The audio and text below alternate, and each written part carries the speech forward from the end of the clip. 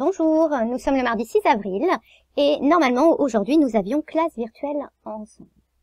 Alors il semblerait que de manière nationale tout est planté et donc voilà, du coup je vais vous faire une petite vidéo pour vous expliquer un petit peu ce que j'aurais dit si nous nous étions vus et comme ça vous aurez au moins un support pour pouvoir continuer à travailler normalement. Vous avez donc besoin de votre cahier de cours et votre cahier d'exercice et notamment du cours sur la symétrie axiale que j'ai donné l'autre jour. Je vous rappelle que vous pouvez trouver la totalité de ce cours en ligne, de manière indépendante de l'Éducation nationale.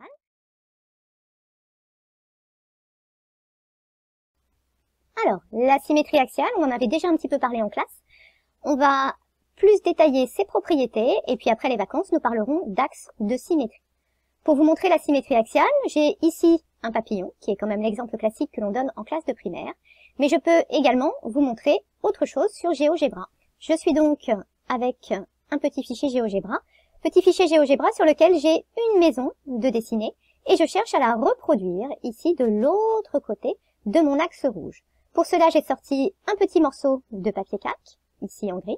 Je pose ce morceau de papier calque sur ma maison et je vais venir plier le papier calque sur le premier dessin de la maison. J'ai bien plié le long de la droite D. Regardez l'animation à droite, on voit bien la feuille se plier. Une fois que ma feuille est pliée en deux, je vais décalquer la maison, donc retracer ici par-dessus le dessin de la maison, et je vais pouvoir ensuite, comme les ailes d'un papillon, déplier mon morceau de papier calque pour voir apparaître le symétrique exact de la maison.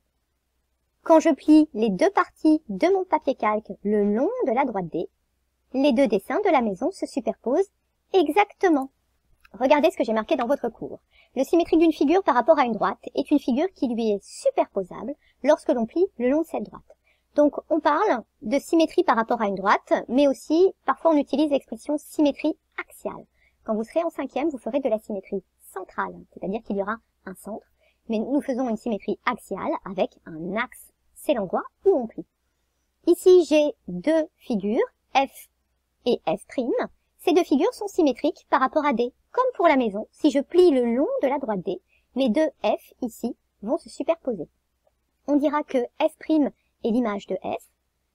Image, c'est un terme qui doit vous rappeler aussi ce que l'on voit dans un miroir, comme Narcisse regarde son image dans le fleuve. Et la droite D est appelée axe de symétrie, dont l'axe de symétrie, c'est l'endroit où on plie. Alors, si on s'intéresse maintenant à la manière dont on construit les symétriques, j'ai remis ici une petite image qui correspond à ce que nous avions vu dans le chapitre sur les longueurs. Souvenez-vous, quand nous avions parlé longueur, on avait parlé report de longueur avec le compas. C'est ce que nous allons utiliser ici. Pour tracer le symétrique d'un point A par rapport à une droite D, on utilise l'équerre et le compas. On va tracer la perpendiculaire AD, passant par le point qui nous intéresse. Cette perpendiculaire, on va la prolonger de l'autre côté de l'axe, puisque c'est ici forcément qu'il y aura de symétrique. Nous allons prendre ensuite le compas, mesurer l'écart qui est à gauche, et le reporter de l'autre côté à droite. Alors oui, bien sûr, on aurait pu prendre la règle, et mesurer à la règle la distance ici entre le point et la droite D, mais c'est beaucoup plus précis et beaucoup plus simple de le faire au compas. Quand on aura des figures un petit peu plus complexes, non pas juste un point, mais un segment, un cercle, un quadrilatère ou un triangle, on va construire en fait les symétriques de points particuliers. Donc pour le segment AB ici, je n'aurai à construire que l'image de A, puis l'image de B, et ensuite il me suffira de les relier. Pour le quadrilatère qui est ici à droite, nous allons construire l'image des quatre sommets de ce quadrilatère, et ensuite il suffira de les relier pour obtenir l'image du quadrilatère d'origine. Et pour le cercle, nous tracerons l'image du centre, qui est quand même le point le plus particulier qui soit, et ensuite il nous suffira de garder le même écartement de compas, car la distance entre O et M sera forcément la même qu'entre O' et M', puisque si on plie, il faut que les deux figures se superposent. Ça veut dire qu'il y a le même rayon. Passons maintenant aux propriétés de la symétrie axiale. Je vais reprendre un fichier GeoGebra. Ce fichier GeoGebra, donc c'est plus une maison, là c'est une sorte de bateau. Bateau qui est à nouveau dessiné là, à gauche de mon axe, et je cherche à le reproduire à droite. Ce bateau à droite, il est superposable au bateau à gauche. Ça signifie qu'on va avoir des propriétés qui sont conservées. Vous savez, comme si on les mettait dans une boîte de conserve et puis on ouvre ensuite et on retrouve la même chose. La hauteur du mât que j'avais ici à gauche est conservée. Je la retrouve de l'autre côté. Nous dirons dans le cours que la symétrie axiale conserve les longueurs. La quantité de peinture qu'il va me falloir pour recouvrir la surface de la coque à gauche va être la même chose puisque j'ai exactement la même surface ici. On dira que la symétrie axiale conserve les aires. Une aire, c'est une mesure de surface. Si je me demande la quantité de cordes qu'il me faut pour faire le tour là de ma voile, ça sera la même à gauche et à droite. Nous allons écrire ensemble dans le cahier de cours que la symétrie axiale conserve les périmètres. Si j'observe un petit peu mon dessin, je trouve que ici, par exemple, il y a un angle droit. Cet angle droit, je vais le retrouver de l'autre côté. Si je me demande l'angle que fait la voile ici en haut, ça sera forcément le même que je retrouve de l'autre côté. On dira que la symétrie axiale conserve les angles. Ok, maintenant, on va reprendre le cahier de cours et compléter notre cours ensemble. Je vous signale que sur ce cahier de cours, il y a certaines choses qui sont ici écrites en bleu, et il y a les propriétés rouges. Ces propriétés, c'est pas la peine d'essayer de passer à travers, il va falloir les apprendre, et les apprendre sérieusement, parce qu'elles vous serviront l'année prochaine, l'année encore après, et jusqu'en troisième et au brevet. Donc il faut vraiment faire l'effort de les retenir. En plus, vous verrez que l'année prochaine, quand vous parlerez de la symétrie centrale, elles auront à peu près la même tête. Donc autant apprendre celle-ci cette année, et comme ça, ça vous fera gagner du temps également pour l'année prochaine. Donc on va regarder ce qui se conserve, c'est-à-dire quand il y a à gauche quelque chose, qu'est-ce qu'on obtient à droite. L'image d'une droite, par rapport à une droite D, forcément, ça va être une droite. Ça veut dire que la symétrie axiale conserve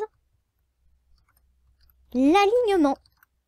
Mais oui, souvenez-vous, une droite, c'est un ensemble de points qui sont tous alignés. Si on me dit qu'une droite, ça donne une droite de l'autre côté, ça veut dire que la symétrie axiale conserve l'alignement. L'image d'un segment par rapport à une droite, comme ça peut être le cas ici. Vous avez un segment à gauche, et bien de l'autre côté, tout simplement, vous retrouvez un segment.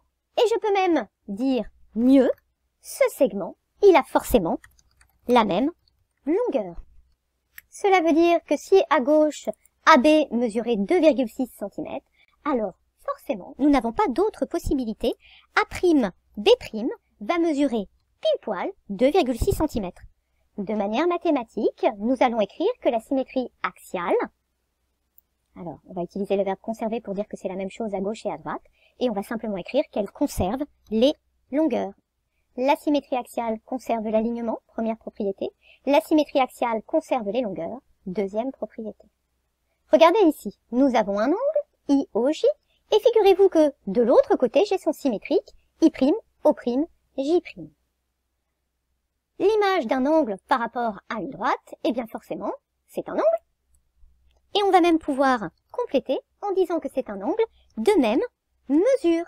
Pourquoi de même mesure? Parce que comme je dois ensuite les superposer, il faut forcément que si j'ai une certaine ouverture à gauche, je vais retrouver la même ouverture à droite. Donc si par exemple on me dit que l'angle IOJ mesure 42 degrés, bah si j'ai 42 au-dessus, forcément j'ai 42 en dessous. N'oubliez pas l'unité. On dira du coup que la symétrie axiale conserve, c'est toujours le même verbe, ici elle conserve quoi? Elle conserve la mesure des angles.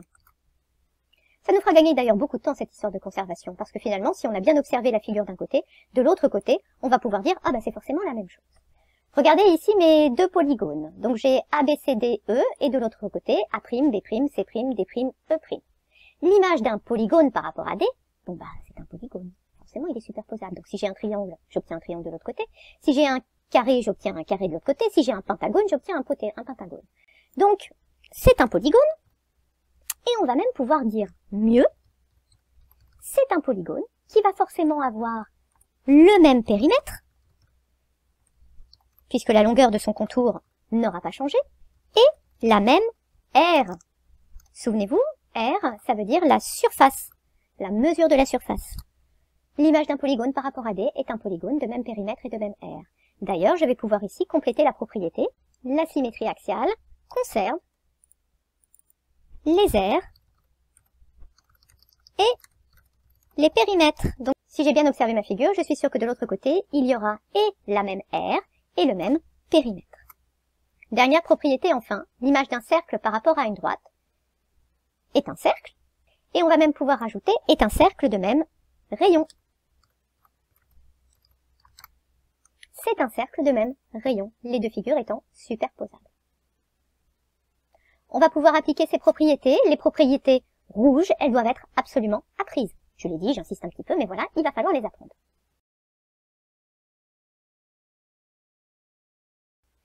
Ok, donc finalement, cette histoire de symétrie, c'est un peu une histoire de bon sens. Ce que vous avez d'un côté, vous le retrouvez de l'autre. Comme c'est une histoire de bon sens, cela veut dire que au collège, on ne vous attend pas sur la réponse, mais sur la justification de la réponse. Je m'explique. On a ici, par exemple, deux quadrilatères, POLE et RAVI, qui sont symétriques par rapport à la droite D. On me donne, pour ce quadrilatère, des longueurs et des angles. Donc par exemple, on me dit que la grande longueur EL, ici, mesure 5 cm, que la longueur PO, qui est en face, mesure 3,5, qu'à droite, on a OL qui mesure 2 cm, et grâce au codage, je vois que PE mesure aussi 2 cm. J'ai donc les 4 longueurs du quadrilatère POLE. Et on me demande de l'autre côté, combien mesure la longueur RA? Alors, si je regarde attentivement, je vois par pliage que RA va venir se superposer sur OL. Donc la réponse est 2 cm. Cette réponse de 2 cm, elle est bien, mais elle est accessible à un enfant de primaire. Il va donc falloir la démontrer. C'est ce que je vous ai mis ici dans la bulle.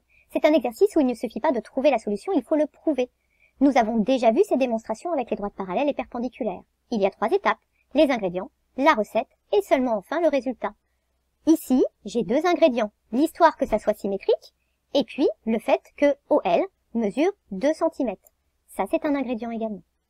La propriété qui me permet de dire qu'on va retrouver la même longueur au-dessus et en dessous, c'est la symétrie axiale conserve les longueurs. Et cette recette, cette propriété-là, je l'écris en entier. Et seulement à la fin, j'ai le droit d'écrire ma conclusion. J'insiste, dans le barème, il y aura des points pour chacune des étapes. Si vous me dites simplement que RA mesure 2 cm, vous n'aurez que 0,5 points sur les 3 points de l'exercice. Résolvons maintenant la deuxième question. On nous demande quelle est la mesure de l'angle AVI. Alors, l'angle AVI, c'est celui qui est ici en rouge. Cet angle AVI, il correspond par pliage à l'angle OPE. Regardez en fait, si je le trace, les deux dessins vont ici se superposer et les deux angles, l'angle vert et l'angle rouge, vont venir l'un sur l'autre. L'angle OPE, c'est celui qui mesure 110 degrés. La réponse à mon exercice, c'est donc simple, c'est 110 degrés. Pourquoi cet angle mesure 110 degrés? Parce que mon angle rouge et mon angle vert sont symétriques. Et comme j'écris des angles, je n'oublie pas le chapeau. Voilà qui est fait. Donc mes deux angles sont symétriques par rapport à D. Et l'angle OPE mesurait, lui, 110 degrés. Je vais donc l'écrire comme un deuxième ingrédient. Cet angle de 110 degrés, comme il va venir se superposer sur l'angle que je cherche, ça veut dire que l'angle que je cherche mesure 110 aussi. Et la propriété que j'utilise ici, c'est la symétrie axiale conserve les mesures d'angle.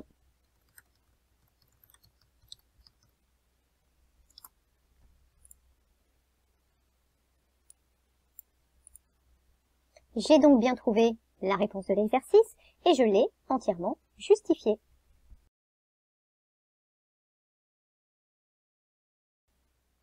Dans votre cahier de cours, vous avez deux exercices, exercice numéro 1, exercice numéro 2. Je vous demande de résoudre ces exercices. On va vous demander combien mesure un angle, on va vous demander quelle est la longueur des primes C', quelle est la nature du triangle, combien mesure le périmètre.